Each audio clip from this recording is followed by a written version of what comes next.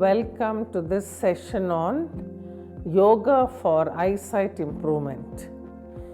This is a yoga module made by Swami Vivekananda Yoga Anusandhana Samsthana, deemed to be Yoga University. Before we go on to Yoga for Eyesight Improvement, let us understand what is the anatomy of the eye and the physiology of vision. So we will be understanding the structure of the eye, the process of vision, and then we will be dealing with eye disorders and then yoga for eyesight management. The broad outline of today's talk is anatomy of the eye. What are the accessory structures? What are the eyeball structures? It contains a fibrous tunic, vascular tunic, nervous tunic. Interior of the ball, it consists of anterior cavity, vitreous chamber and lens. And then later on, we will be dealing with physiology of the eye, that is physiology of vision.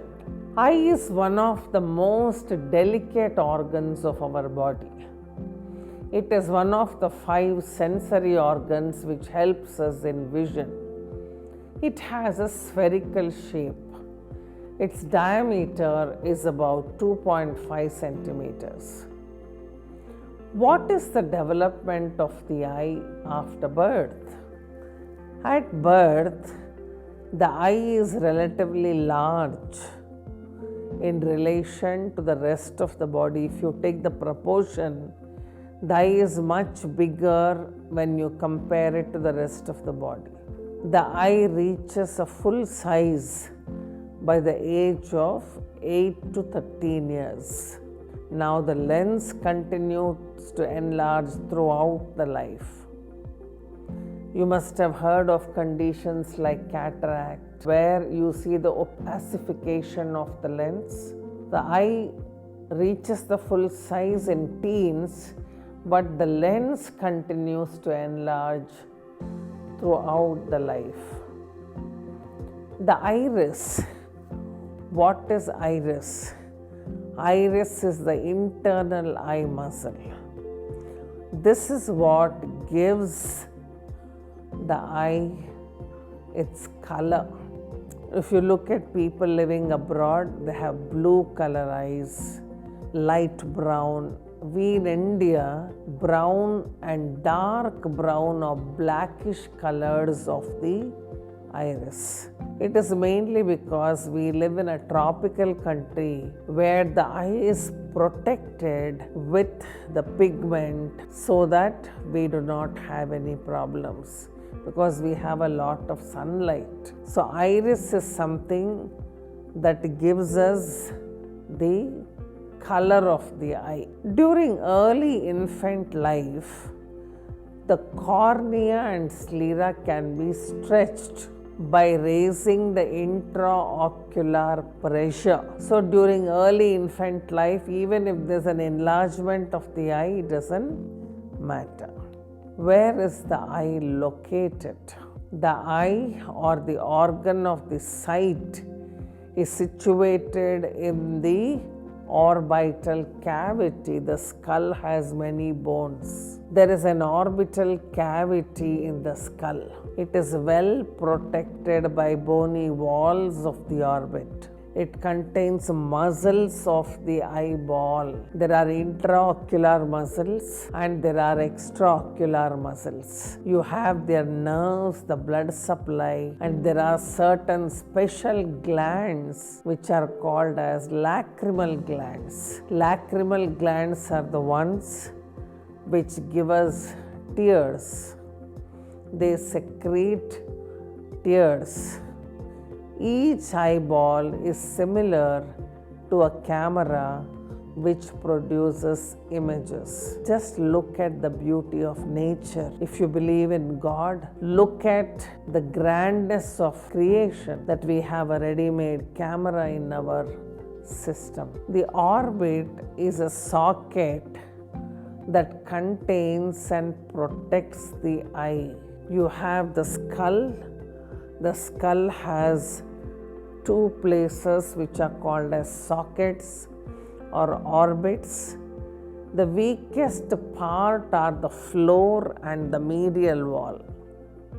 The floor has a very thin bony layer, and the medial part also has a thin bony layer. 7 bones contribute the bony orbit. They are surrounded by nasal sinuses. The skull becomes lighter. Now what is happening? If we didn't have the sinuses, the skull would be so heavy that it would lean on one side. So the sinuses are air-filled cavities in the skull. So you have many varieties of sinuses. You have a maxillary sinus, you have ethmoid sinus, you have pterygoid sinuses, which are part of the skull, which make the skull lighter. 7 bones contribute to the bony orbit. It is surrounded by nasal sinuses. Important openings are, there are openings in the skull. One is the optic foramen.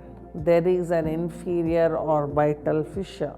Let us look at the structure of the eye.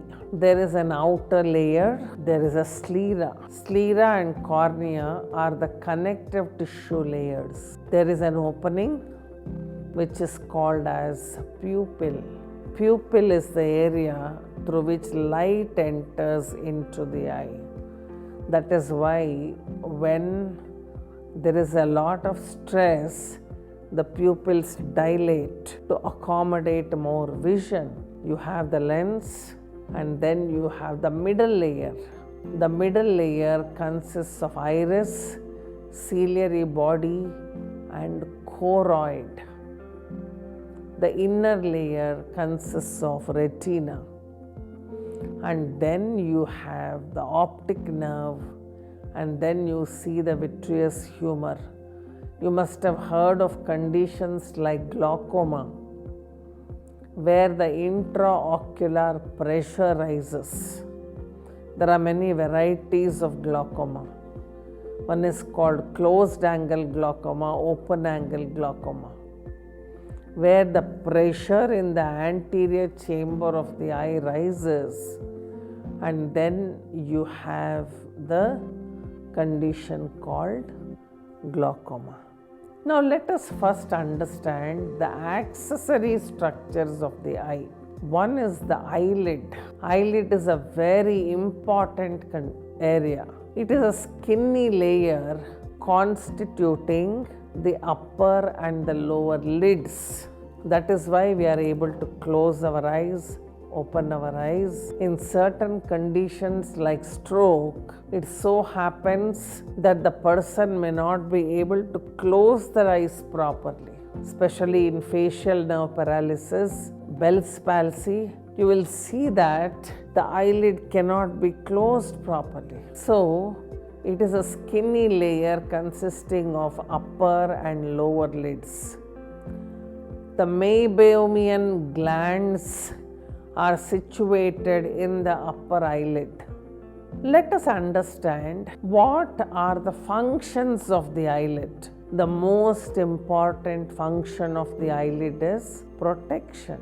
We close our eyes. You know, when you're walking somewhere and there's a lot of dust, first thing is reflexly we close our eyes, because the eyelid protects the eyes from any external foreign influences. Secretion is the second function. Secretion so that the eye is kept moist.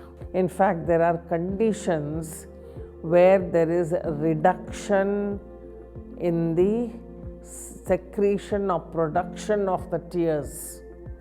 That is called dry eye. We have shown in yoga that this can be handled very effectively. When I come to the yoga part, I will tell you. We have published a paper also on how we have shown that dry eyes are better treated with Trataka, an eye yogic eye exercise than with artificial tears. So secretion, distribution and drainage of the tears, all this is taken care of by the eyelids. Eyelid. Now let us look at the structure of the eyelid. First, there is a skin layer. You have a delicate skin on the eyelid. Then you have meibomian glands. Now again we understand the function of the eyelids: protection, secretion, distribution and drainage of the tears. You have eyelashes also and eyebrows also. These are all hair follicles. They help in protection of eyes from dust. When we are walking sometimes or somebody puts on a very bright light, what do? We close our eyes because they help in protection of eyes from dust, direct sunlight, perspiration and foreign bodies. They play a very important role in protection. So you have the eyebrows and the eyelashes protecting from foreign influences. Let us look at today the lacrimal apparatus. The lacrimal apparatus consists of lacrimal gland. It is situated in the upper lateral part, and then you have lacrimal duct. Lacrimal gland is in the medial part. Lacrimal apparatus consists of lacrimal gland, and then you have the lacrimal duct. The lacrimal gland is responsible for the secretion of tears. There is a lacrimal sac, and then there is a nasolacrimal duct. That is why all of you must have experienced when you cry, you get something from your nose also, because there is a nasolacrimal duct. It drains into the nose. That is why this is the lacrimal apparatus, consisting of the lacrimal gland on one side, and then you have the lacrimal duct on the other side. So lacrimal gland secretes tears. There are canaliculi, superior and inferior canaliculi, and then it drains into the lacrimal sac. So when you're crying, you have tears coming out of your eyes. From there it comes to the nasolacrimal duct, and you have fluid coming out of your nose also. There's a very important covering of the eye. This covering is known as conjunctiva. It is a mucus layer which is present in the inner layer of the eye. You must have heard of people getting conjunctivitis. They'll say that boy has conjunctivitis. Don't look at his eyes. The infection or inflammation of the conjunctiva is called as conjunctivitis, which is present in the inner layer of the eyelids and also the outer surface of the eyeball. What is the function of conjunctiva? It helps in easy movement of the eyeball. It is a thin mucosal layer which is present in the inner layer of the eyelids and the outer surface of the eyeball. If you look at this, it's a mucous membrane. It has many parts. One is called as palpebral part and one is called as bulbar part. You will see that it covers, palpebral conjunctiva covers the inner surface of the eyelids and the bulbar part covers the eyeball. There are certain muscles which are called as ocular muscles. There are many types of ocular muscles. One is called as extraocular muscles and the other is called as intraocular muscles. There are certain muscles that support the movement of the eyes. For example, I have to look on one side, I have to look on the other side, I have to look in front. These muscles are responsible for the movement of the eyes. There are many types of extraocular muscles. One is called as the rectus muscle. The other are called as oblique muscles. In the rectus muscles, you will see that there are many varieties of muscles. Why? Because we need to have a view of the entire area. I need to look at the side, there is a particular muscle. I need to look above, there's a particular muscle. I need to look below, there's a particular muscle. And then I need to look at an angle, there is a particular muscle. So these are classified into inferior rectus, superior rectus, medial rectus, and lateral rectus. Inferior rectus, which looks below. Superior rectus, which looks above. Medial rectus, which looks towards the medial side. Lateral rectus, which moves to the lateral side. There are oblique muscles. There is one inferior oblique muscle. If you want to look at a side inferiorly, look at the beauty of nature. We fail to appreciate, if you believe in God, how beautifully we are created. Superior oblique muscle is looking at an angle superiorly above. So these are called as extraocular muscles. Rectus muscle, inferior rectus, it looks at the angles, depression that is below, adduction that is medial, lateral rotation that is on the side. These are the technical terms used for movement. Superior rectus, elevation, abduction, medial rotation. Medial rectus, adduction, lateral rectus, abduction. Oblique muscles, inferior oblique muscle, depression, and then abduction, and then medial rotation. Superior oblique, elevation, then abduction, lateral rotation. There is a muscle by the name of levator palpebrae superioris. This muscle elevates the upper eyelid. There is a coating which is called as the sclera. Sclera is a fibrous connective tissue layer that gives the eye its shape. There is a jelly-like substance called vitreous humor that also gives the eye its spherical round shape. The sclera is the outer coat. It is opaque.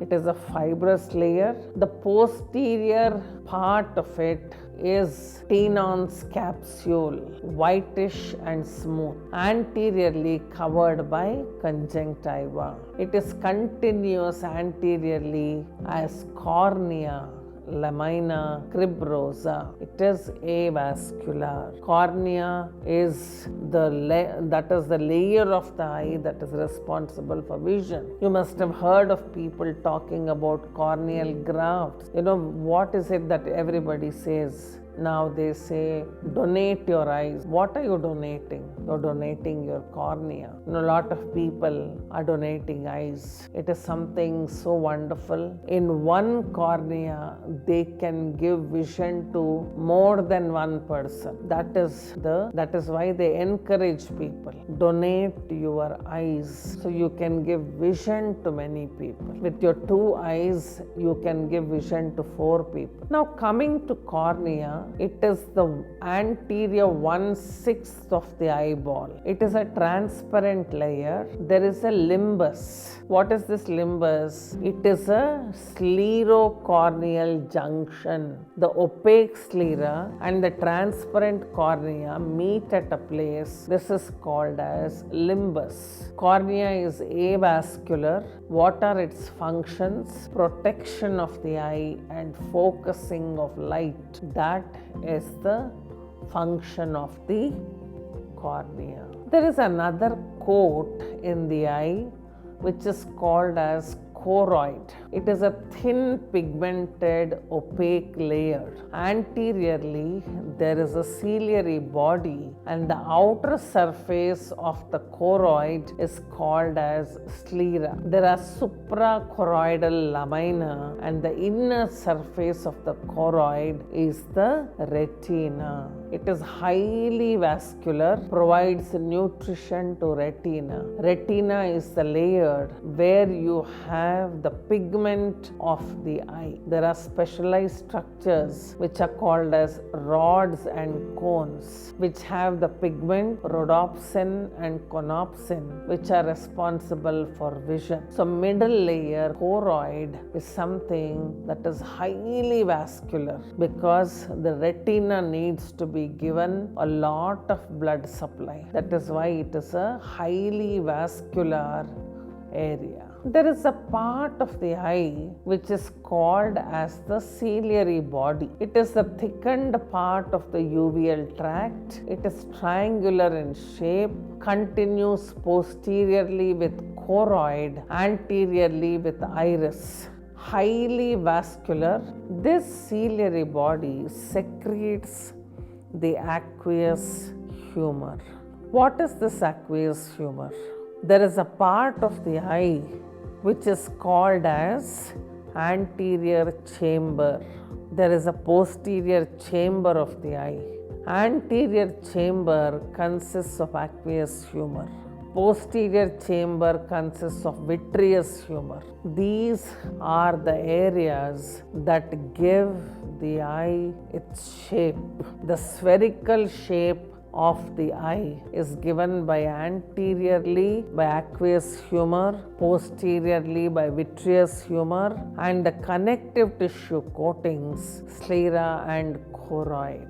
Now coming to iris. Iris is a colored portion of the eye. It is positioned between the cornea and the lens. That is called as the iris. Abroad, people have different colors of iris because they live in places where there is a lot of cold weather and you don't have too much of sunlight. Normally, you see the color blue in people who live in countries where you have a lot of cold weather. That is the Americas and the Europe. You will see that people, most of them have a blue iris. In tropical areas, you have people having brown, light brown, dark brown, and black iris. This is something that dilates when you have to accommodate more vision. For example, you are under a lot of stress. This is part of the stress physiology where you learn that there is a time when you need to see much more what is happening. That is when you will see that it enlarges the pupil, it enlarges to accommodate more vision. So let us continue in the next class, physiology of vision. Thank you so much. I hope all of you benefit from these lectures in Swayam, and this is a small offering of Swami Vivekananda Yoga Anusandhana Samsthana, a deemed to be university, which is a specialized yoga university. Thank you.